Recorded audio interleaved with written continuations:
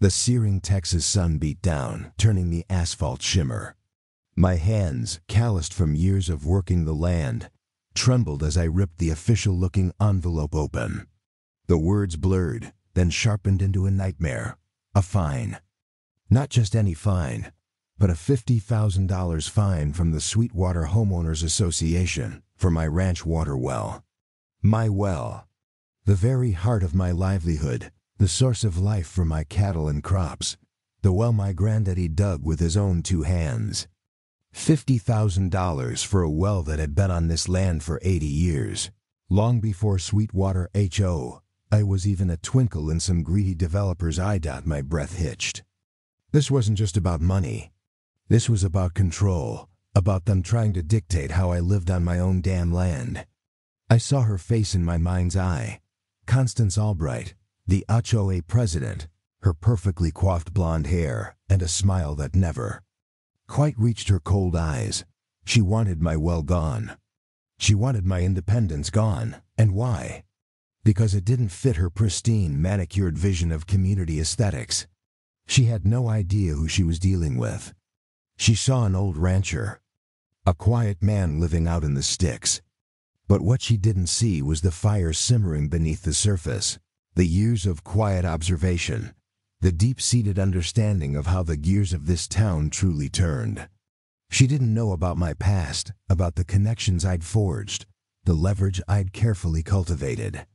She certainly didn't know that the little rancher she was trying to push around was also, in another life, the chairman of the Regional Water Management Board. I looked out across my parched fields, the cattle lowing softly in the distance. The irony was a bitter taste in my mouth. They wanted to find me for my water, while their entire development relied on the very water system I helped oversee. A slow, dangerous smile spread across my face. They wanted a fight? Oh, they were about to get one. And it wasn't going to be fought with petty fines and legal letters. It was going to be fought with an understanding of power, of leverage, and of how to hit bullies where it truly hurt. This wasn't just about a well. It was about every ordinary person who's ever been pushed around by an arrogant authority. It was about proving that sometimes the quiet ones have the biggest bite and the most surprising cards up their sleeve. Comment below where you're watching from, because OA bullies and their insane rules happen everywhere. And what happened next will absolutely blow your mind and prove that justice can prevail, even against the most powerful bullies. My name is Jedediah Jed Stone, and I'm 68 years old. Most folks around here know me as a rancher, a man of few words but steady hands. My face is a roadmap of wrinkles etched by sun and worry, and my hair, once dark as a raven's wing, is now mostly white, though a stubborn streak of gray still clings to my temples. I stand tall, not because of any particular height, but from a lifetime of carrying responsibility on my shoulders. My profession? I'm a cattle rancher, just like my father and his father before him.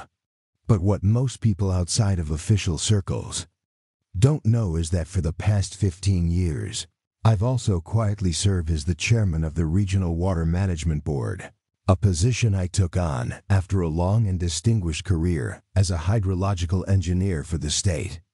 My hands, though rough from rope and fence wire, are just as capable of navigating complex water rights, laws, and municipal infrastructure schematics. My character is built on the bedrock of the land itself, resilient, patient, and deeply connected to tradition. I believe in honest work, in keeping your word, and in the sanctity of private property.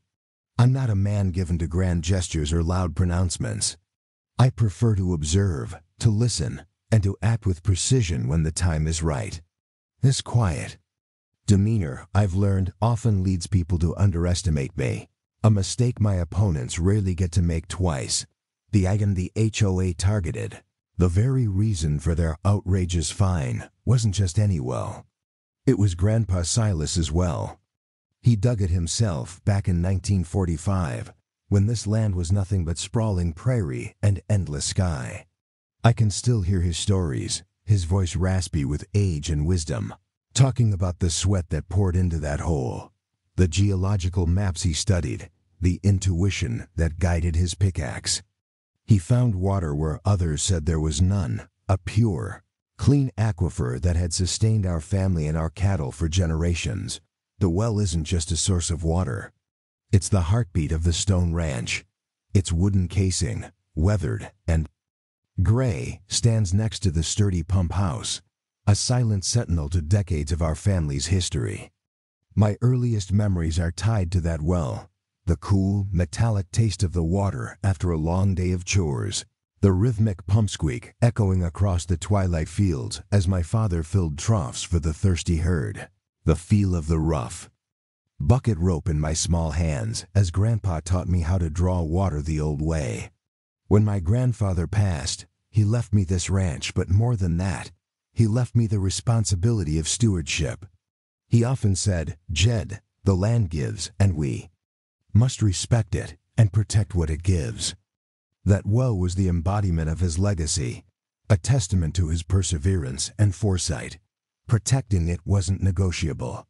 It was a sacred duty, a promise kept across generations. My home, a modest single-story ranch house, sits nestled among a grove of ancient oaks, their branches heavy with Spanish moss. The porch swing creaks a gentle rhythm in the afternoon breeze, and the scent of wild sage mixes with the earthy smell of dry soil. Before the HOA came along, life here was a peaceful, predictable symphony of nature and routine. Mornings began with the lowing of cattle and the distant drone of my tractor, evenings with the fiery Texas sunset, painting the sky in hues of orange and purple. This land, my sanctuary, represented freedom, self-sufficiency, and a connection to a way of life that was rapidly disappearing. The Sweetwater development, a sprawling complex of cookie-cutter homes and manicured lawns, had sprung up like a rash on the eastern edge of my property about 10 years ago. At first, it was just a minor annoyance, increased traffic, the occasional lost golf ball in my pastures. Then came the first subtle clashes. A few years back, a new Sweetwater resident complained to the county about the unpleasant odor of my cattle, despite the fact that my ranch predated their development by half a century. I handled it quietly, diplomatically, presenting historical land use records. The complaint was dismissed, but left a sour taste. It was a small skirmish, a minor annoyance, but it was the first hint that some of these new folks, particularly those on the HOA board, didn't understand or simply didn't care about the existing rhythms of this land. It was a prelude, a distant rumble of thunder before the storm. I remember thinking then, they don't know what they're messing with. And I was right. The architect of my torment, the self-proclaimed Empress of Sweetwater, was Constance Albright. She was 50, but perpetually striving for 35, with a face pulled taut by expensive procedures and an aggressively youthful, platinum blonde bob that looked like it had been sculpted from solid plastic. Her eyes, a startlingly cold shade of blue, were often narrowed in a perpetual state of disapproval, always scanning, always judging. She favored tailored pantsuits in severe colors, charcoal, navy, black, and expensive, clunky jewelry that clinked with her every imperious gesture. Her hands, adorned with glittering rings, were never still. They gestured emphatically, tapped impatiently, or most often, clutched a perfectly organized clipboard. Her mannerisms were theatrical and exaggerated, a constant performance of self-importance. She had a habit of pursing her thin lips before delivering a pronouncement, as if granting the peasants a moment of silence before their inevitable CHASTIEMENT. Constance was the quintessential HOA president from hell, egomaniacal, driven by an insatiable need for control, manipulative to a fault, vindictive towards anyone who dared cross her, and arrogant beyond measure.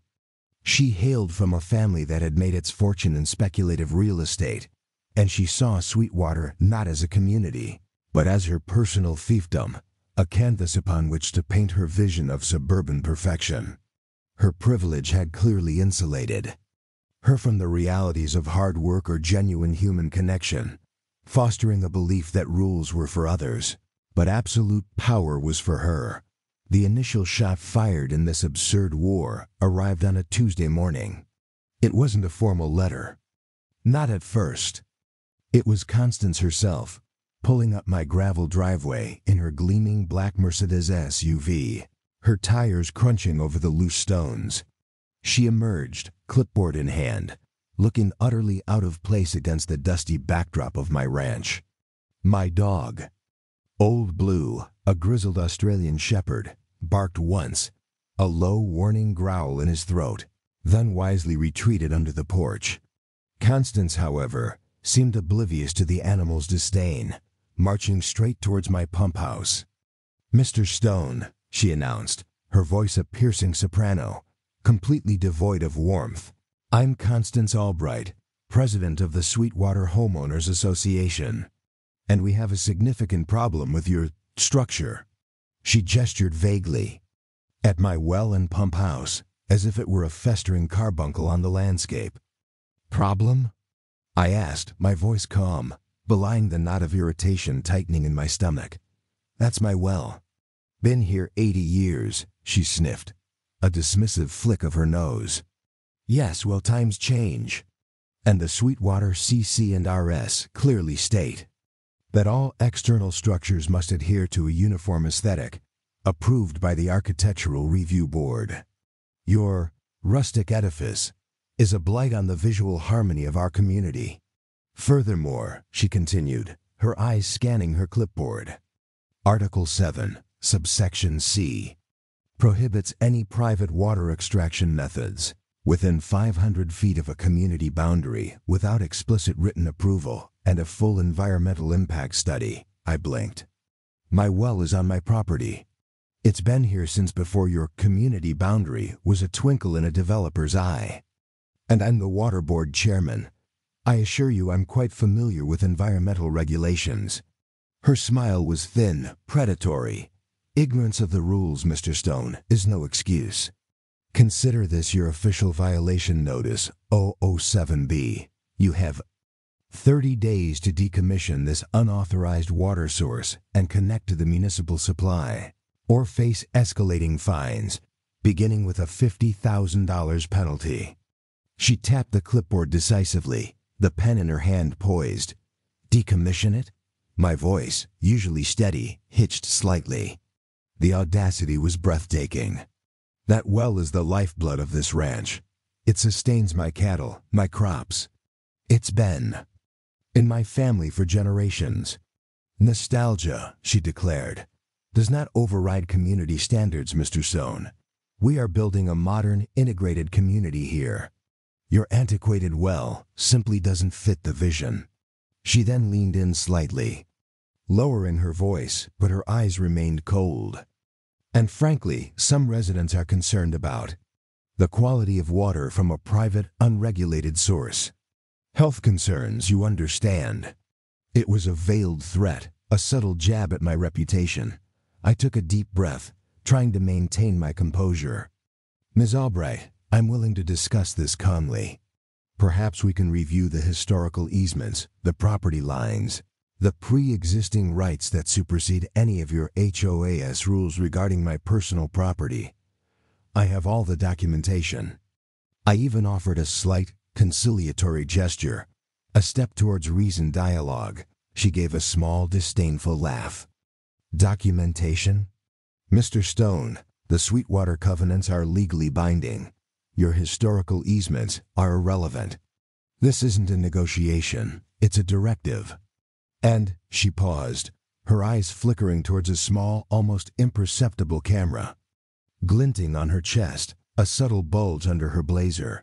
"I do believe we've made our position abundantly clear. Every word, every offer of calm discussion, and every rejection." She gave a smug nod, making it clear she was recording the entire interaction. Then she scribbled something on her clipboard, a decisive stroke of her pen, and made a subtle gesture towards the passenger side of her SUV, where I now noticed a small drone. no bigger than a hardcover book, sitting quietly on the dashboard. It was clear she was planning more than just a paper trail. She was documenting my refusal for future use, and perhaps for public display. Her malice wasn't just about rules. It was about humiliation, about making an example. She wanted me broken, and she was going to use every tool at her disposal to ensure it happened. Constance Albright didn't waste a single moment. Her initial visit was merely the opening salvo in a relentless, calculated campaign designed to systematically dismantle my life. The $50,000 fine for my well was just the beginning. Within days, the first act of direct sabotage occurred. I woke one morning to find the main water line leading from my well to my cattle trough severed, a clean, deliberate cut. Not a break, not accidental, but a professional-grade slice. The ground around it was still damp, a dark spreading stain where thousands of gallons had leaked out overnight. My cattle, already stressed by the summer heat, were restless and thirsty. This wasn't just vandalism. It felt like a desecration of the land, a direct assault on the very lifeblood of my ranch. I had to scramble, working under the blazing sun, to repair the damage and get water to my livestock, losing precious hours and thousands of gallons in the process. This was quickly followed by a barrage of baseless lawsuits and false reports. First, a formal complaint to the county's agricultural board, accusing me of improper livestock waste disposal, alleging my ranch was contaminating the aquifer. A particularly insidious lie given my role on the water board. Then came an anonymous tip to the Department of Fish and Wildlife, claiming I was illegally diverting natural waterways, leading to an unannounced inspection that found absolutely nothing. Each incident required my time, my legal fees, and chipped away at my reputation. My attorney, a good man named David Chun, worked tirelessly, but the sheer volume of these frivolous claims was designed to overwhelm us. Stop the harassment extended beyond the legal system. Constance began a systematic campaign to discredit me professionally and personally. Sweetwater's community forums, once a benign space for local gossip, transformed into a cesspool of malicious rumors. Posts appeared, supposedly from concerned residents, claiming I was financially unstable, that my cattle carried disease, that I was a danger to the community's pristine image. My name, Jedediah Stone, was dragged through the digital mud, linked to fabricated stories of unneighborly conduct and environmental neglect. The whispers reached my business connections, costing me a lucrative contract with a local feed supplier, who, pressured by the false narratives, decided to go in a different direction. My standing in the community, built over decades, felt like it was crumbling. I saw neighbors, people I'd known for years, avert their eyes when I passed, or offer curt nods instead of friendly waves. The isolation was a chilling tactic. Then came the direct interference with my utilities. My internet service, crucial for managing ranch operations and accessing official water board documents, became inexplicably sporadic. My phone lines would randomly cut out mid-conversation. I suspected tampering, but proving it was another matter. The most chilling incident involved my power supply. One evening, after a long day in the fields, my power flickered, then died. It wasn't a general outage. My neighbors had power. My entire ranch was dark. It took nearly 24 hours for the power company to respond, citing a faulty transformer that, suspiciously, only affected my property. The financial distress mounted. Each repair, each legal bill, each lost contract felt like another stone added to an already crushing weight. The pressure began to take a profound psychological and emotional toll. There were nights I'd lie awake, staring at the ceiling, the silence of the ranch amplifying the gnawing anxiety in my gut. My hands, usually steady, sometimes trembled when I picked up my coffee cup. The thought of giving up, of just selling the ranch and escaping the constant torment, flickered in my mind more than once. I felt a profound weariness, a bone-deep exhaustion that no amount of sleep could cure. The joy I once found in the simple, rhythms of ranch life was replaced by a constant vigilance, a feeling that I was perpetually under siege. I remember one particularly low point. It was after the false police report, claiming I'd threatened one of the HOA board members, which led to 2 sheriff's deputies showing up at my door. They were polite, professional, but the implication was clear. After they left, I walked out to the well, the setting sun painting the sky in blood orange. I ran my hand over the weathered wood, the tangible connection to my grandfather. His words echoed in my mind, "Protect what it gives." And in that moment, despair gave way to a renewed surge of defiance. This wasn't just about me anymore. This was about standing up to a bully, about honoring my grandfather's legacy, about fighting for the principle of what was right. If I gave up, Constance would win, and her reign of terror would only intensify for others. That thought, the image of her triumphant smirk, was enough to ignite the embers of my resolve. Constance's arrogance only grew with each successful strike. She seemed to revel in my distress, her public appearances radiating an almost unholy glee. Her resources seemed boundless. Every legal challenge, every technical issue, was met with an immediate counter-response. She was utterly convinced of her untouchability, her actions fueled by a deeper, more sinister agenda. I had heard whispers, subtle shifts in conversation among the older residents, about large-scale land acquisitions happening quietly around Sweetwater, about new zoning proposals being pushed through without public scrutiny. My ranch, with its strategic location and its self-sufficient water source, was not just an aesthetic nuisance to Constance. It was a critical piece of a much larger puzzle, an obstacle in the path of a vast embezzlement scheme connected to a proposed regional water utility expansion and lucrative land development deals. She wasn't just trying to bully me. She was trying to remove an inconvenient truth, a man who knew too much about water and land, and who stood squarely in the way of her vast, illicit ambitions. Her goal was to force me out, and she would stop at nothing to achieve it. The turning point came not with a bang, but with a barely audible whisper, a rustle of paper in the dead of night. The constant barrage of harassment had worn me down, but it had also sharpened my senses. I started seeing patterns, noticing anomalies in public records, and recognizing the familiar scent of corruption. The formal complaints, the sudden shifts in local zoning, the inexplicable approvals for Sweetwater's expansion. Despite environmental concerns, it all coalesced into a chilling picture. I spent countless nights poring over property deeds, public meeting minutes, and county financial reports, the soft glow of my desk lamp illuminating the intricate web Constance had spun. The first major breakthrough came from a disgruntled former county clerk, old Mrs. Henderson, who had worked with my father.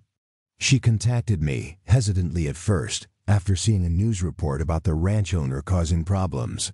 Her voice, a thin, reedy whisper over the phone, held a tremor of fear. "Jedediah," she'd said, "they made me sign off on things that didn't feel right. Especially those water rights transfers for the new Sweetwater section. Look at the dates.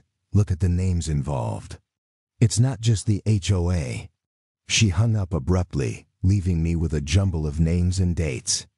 This wasn't just about my well. It was a systemic rot, a large-scale corrupt criminal enterprise that involved several key figures in county government and real estate. The sheer scale of it was staggering. With this revelation, my approach shifted from defense to meticulous strategic offense. I knew I couldn't fight Constance alone.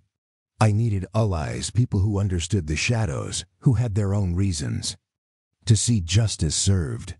And surprisingly, they began to emerge. My first ally, and perhaps the most crucial, was Maria Rodriguez, a quiet, unassuming, tech-savvy neighbor in Sweetwater, a young woman in her late 20s who worked as a cybersecurity analyst. She had approached me hesitantly after seeing my frustration with the internet and phone issues. "Mr. Stone," she'd said, her voice soft but resolute, I've been noticing unusual network activity around your property. It's too precise to be random. I think someone's interfering with your communications. Maria, who had suffered from Constance's petty rules about her garden gnomes, had discreetly installed a sophisticated network of hidden cameras and sensors around her own property, inadvertently capturing crucial evidence of individuals, likely hired by Constance, tampering with my utility lines under the cover of darkness. Her footage was time-stamped, irrefutable, and damning. Maria also managed to intercept and decrypt a series of internal HOA emails, revealing Constance's directives for enhanced surveillance on my property and explicit plans for nuisance creation. Next came Arthur Finch, a retired forensic accountant in his late 60s, a man with spectacles perpetually perched on his nose and a mind like a steel trap. Arthur had been driven out of his own home in Sweetwater after Constance fabricated a zoning violation, forcing him to sell at a ridiculously low price. He was quiet, meticulous, and held a deep-seated grudge. "Jed," he'd said, his voice trembling with a quiet fury, "I smelled a rat the moment she bought my place." The numbers didn't add up. Arthur, using his professional expertise, painstakingly pieced together the labyrinthine financial records of the Sweetwater development, uncovering massive discrepancies, shell corporations, and illegal kickbacks connected to the proposed water utility expansion. He found a hidden ledger, meticulously kept by one of Constance's underlings who was now seeking redemption, detailing illegal payments to county officials and the true beneficiaries of the land deals. It was a roadmap to their financial malfeasance. Most surprising ally was Eleanor Vance, Constance's own assistant, a mousy woman in her 50s who had been systematically abused and humiliated by Constance for years. Eleanor, pushed to her breaking point, reached out to me through a mutual acquaintance, terrified but desperate to expose the truth. "She's a monster, Mr. Stone," Eleanor had confessed, her voice barely a whisper, her hands shaking. "She keeps meticulous records of everything, even her petty vindictiveness." Eleanor provided a treasure trove of evidence, internal memos, audio recordings of Constance explicitly detailing her schemes, copies of falsified documents, and even the original unedited footage from the hidden camera on Constance's chest. During her initial visit to my ranch, which revealed Constance's smug, self-incriminating asides after she thought I was out of earshot, it was the smoking gun. Other community members, previously silenced by fear and the threat of retribution, also began to step forward. Mr. and Mrs. Peterson, whose pristine garden had been deliberately vandalized after they dared to question. An HOA decision provided detailed witness affidavits. Thomas Lee, a local contractor who had been blacklisted by Constance for refusing to overcharge for 8A mandated repairs, offered testimony about her intimidation tactics. Their stories, once isolated whispers, now coalesced into a powerful chorus of accusations. They had been isolated by fear, but seeing me stand firm, seeing the methodical way I was gathering evidence, gave them the courage to unite. "This is our fight too, Jed," Thomas had told me, his eyes blazing with a newfound resolve. The theme of documentation as a weapon became our mantra. We didn't just collect evidence. We cataloged it, cross-referenced it, and organized it into an irrefutable narrative. Maria's unedited long-form videos showing the utility tampering. Arthur's detailed financial ledgers tracing the illegal money flow. Eleanor's extensive email chains and audio recordings capturing Constance's malicious directives. The falsified official documents uncovered by Mrs. Henderson's tip, and the witness affidavits from the other community members. Each piece of evidence was meticulously preserved, dated, and verified. It was an overwhelming tidal wave of truth, ready to be unleashed. The sheer weight of it, the undeniable facts, made our case impenetrable. Constance had used surveillance and documentation to intimidate. We would use it to expose and destroy her. The air in the Sweetwater Community Center was thick with anticipation, heavy with unspoken tension. It was the annual HOA meeting, but everyone knew it was different.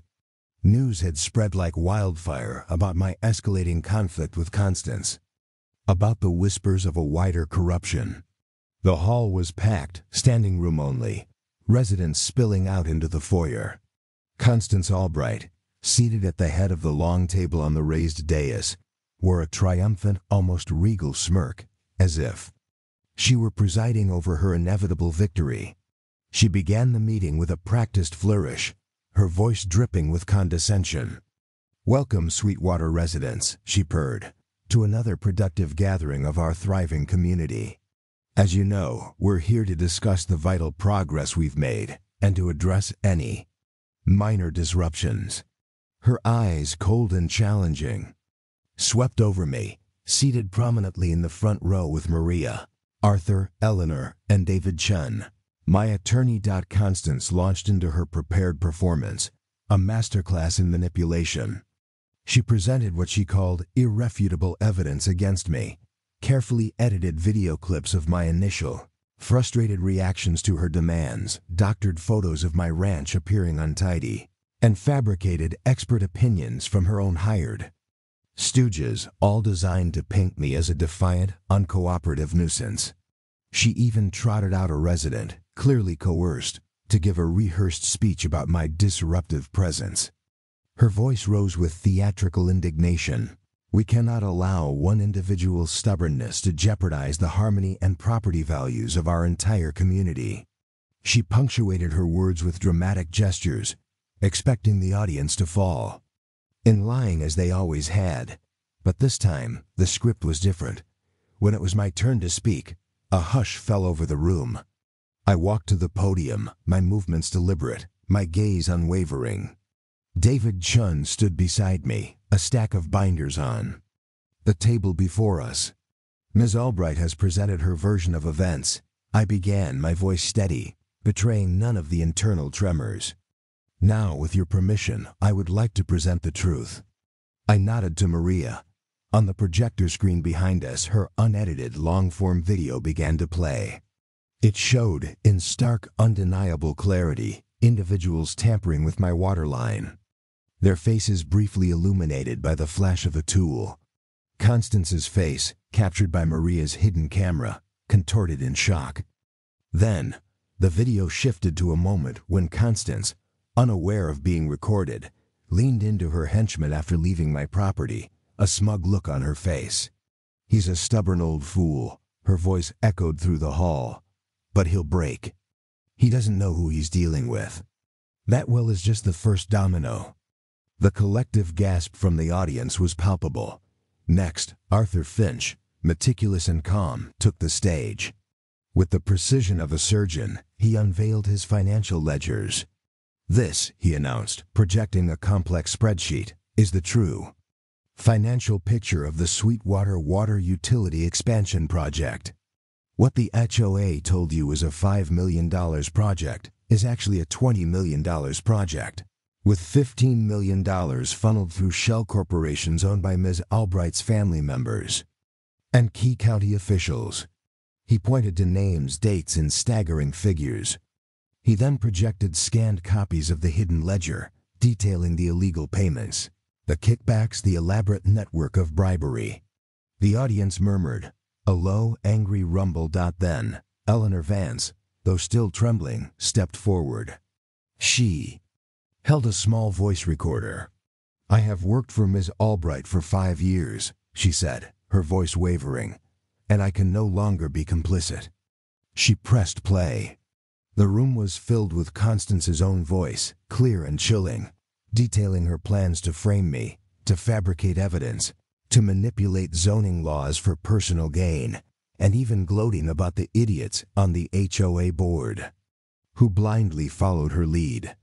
The audio included a chilling moment where Constance discussed hiring someone to make sure that ranchers' well water looks unhealthy if I refuse to cooperate. The silence that followed was deafening, broken only by a few shocked gasps. The final hammer blow came from my attorney. David Chun. He presented the falsified official documents unearthed by Mrs. Henderson, directly linking Constance and her network to illegal land appropriations and fraudulent water rights transfers. He then laid out the witness affidavits from the Petersons, Thomas Lee, and other residents who had suffered at Constance's hands, their stories echoing the pattern of her abuses.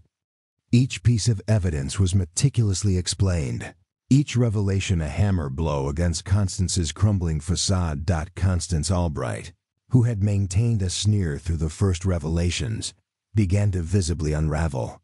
Her face, once taut, sagged into a mask of pure terror. Her eyes darted wildly, searching for an escape. When David projected a large image of the original, unedited footage from the hidden camera on Constance's chest, showing her smug, self-incriminating statements after she thought I was out of earshot, something snapped. You old fool. You think this changes anything?" She shrieked, her voice cracking, completely unhinged.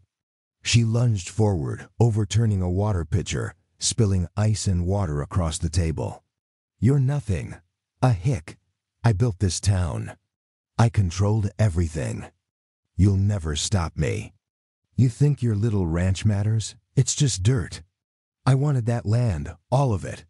And I would have gotten it if it weren't for you, you meddling old fool." Her confession, raw and unbridled, filled the hall, confirming every accusation. Just as the chaos reached a crescendo, the doors at the back of the community center swung open.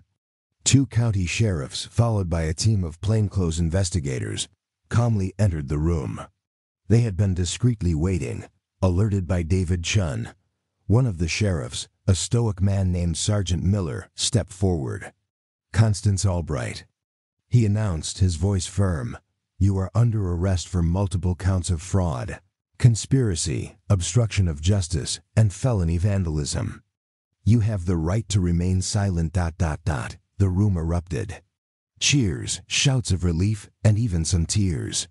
Constance, pale and trembling, was led away in handcuffs, her perfectly coiffed hair now disheveled, her expensive suit crumpled. The triumphant smirk was gone, replaced by a hollow, defeated stare. The spectacle of her downfall was complete, witnessed by the very community she had sought to control and exploit. The catharsis was overwhelming, a wave of pure, righteous satisfaction washing over me and everyone in that room. Justice, against all odds, had prevailed. The consequences for Constance Albright were swift, severe, and satisfyingly comprehensive. Her public arrest at the HOA meeting was only the beginning. The overwhelming evidence presented by my allies and me led to her being formally charged with multiple felonies: wire fraud, conspiracy to commit fraud, felony vandalism, obstruction of justice, and several counts related to the illegal transfer of public funds and abuse of her position. The media, hungry for a scandal, picked up the story, and Constance Albright, once the imperious queen of Sweetwater, became a national symbol of HOA tyranny and corruption. The humiliation was profound and widespread. Her legal team, despite their initial bluster, quickly crumbled under the weight of irrefutable proof.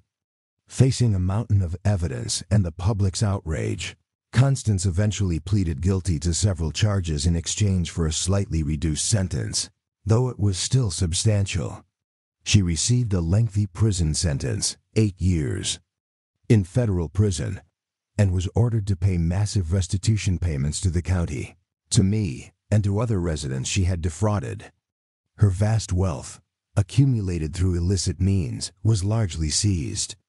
She emerged from prison a few years later, a broken, bankrupt woman, utterly stripped of power and public standing, her name permanently synonymous with disgrace. The poetic justice was a bitter balm. The transformation of Sweetwater was immediate and profound. The oppressive HOA board, discredited and tainted by its association with Constance, was dissolved almost overnight. An interim committee, comprised of genuinely community-minded residents, including Maria and Arthur, was quickly established. Their first act was to systematically reverse all unjust rules and fines. My $50,000 fine was immediately rescinded, along with countless others. Arbitrary architectural standards were replaced with reasonable guidelines, and the absurd restrictions on personal expression, like Maria's garden gnomes, were abolished. A wave of collective relief washed over Sweetwater as freedom and individual. Rights were restored. A renewed sense of community, trust, and neighborly support blossomed in the aftermath. The shared experience of fighting injustice forged an unbreakable bond among the residents. Neighbors who had once eyed each other with suspicion now openly shared stories, offered help, and celebrated their newfound liberation. Potlucks and community gatherings, once rare and forced affairs, became lively, spontaneous celebrations. Specific examples of this revitalized spirit emerged everywhere. The community pool, once strictly regulated and often closed, became a vibrant hub of activity, with residents organizing swim lessons and movie nights. A dilapidated community garden, neglected under Constance's rule, was lovingly restored by volunteers, now overflowing with fresh produce shared among neighbors. There was even a new tradition, a yearly Founders' Day picnic, not just celebrating the community, but specifically honoring the quiet heroes who stood up to tyranny.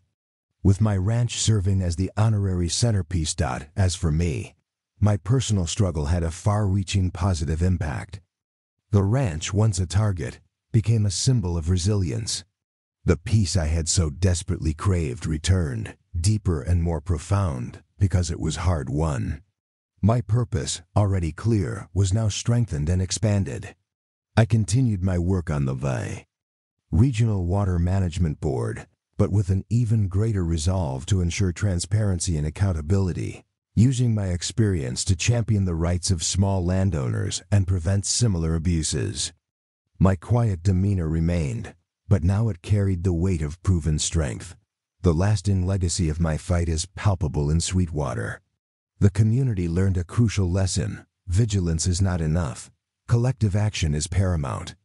My well, Grandpa. Silas's well stands as a landmark, no longer a source of conflict, but a testament to enduring freedom and the power of standing your ground. It symbolizes the shift in community values, from blind obedience to active participation, from fear to empowerment. The central moral lesson of this ordeal is clear: resilience in the face of injustice, the unwavering pursuit of truth, and the importance of collective action are the most potent weapons against tyranny. It showed that even against seemingly insurmountable odds, when ordinary people unite, armed with meticulous documentation and unwavering determination, justice can not only prevail but can also transform a community for the better. The sun still rises over my ranch, painting the fields in hues of gold and amber, and the cattle still low contentedly. The rhythmic hum of Grandpa Silas's well pump is a comforting sound, no longer tainted by the shadow of impending doom. I still sit on my porch swing in the evenings, watching the Texas sky explode with stars, but now there's a deeper sense of peace, a quiet satisfaction that permeates every breath. The lessons learned from that ordeal are etched into my very being: the profound strength found in vulnerability, the power of patience, and the unwavering belief that truth, however buried, will always find its way to the surface. Constance Albright served her full sentence. I heard she tried to re-enter society under a different name, but the internet has a long memory. Her reputation remains shattered, her legacy one of greed and betrayal. The community of Sweetwater, however, continues to thrive, a living testament to collective courage. They've even started a legal aid fund for residents facing unjust HOA actions, a direct result of our fight. Vigilance is still necessary, of course. No system is perfect, and human nature can always tilt towards control. But now, the community is empowered, armed with the knowledge that they can, and will, stand together. My fight for my well wasn't just for me. It was for every person who's ever felt powerless against an overbearing authority. It was about proving that even the quietest voice, when amplified by truth and unity, can shake the foundations of corruption. And it reminds me that every struggle, every stand taken, no matter how small it seems, can ripple outwards, inspiring others and making a profound difference. Comment below and let me know about any HOA horror stories you've experienced. Your stories are incredibly important because they shine a light on injustice and empower others. And who knows, maybe your struggle, your triumph, could be the next incredible story I get to share with the world, proving that even against the greatest odds, standing your ground can change everything.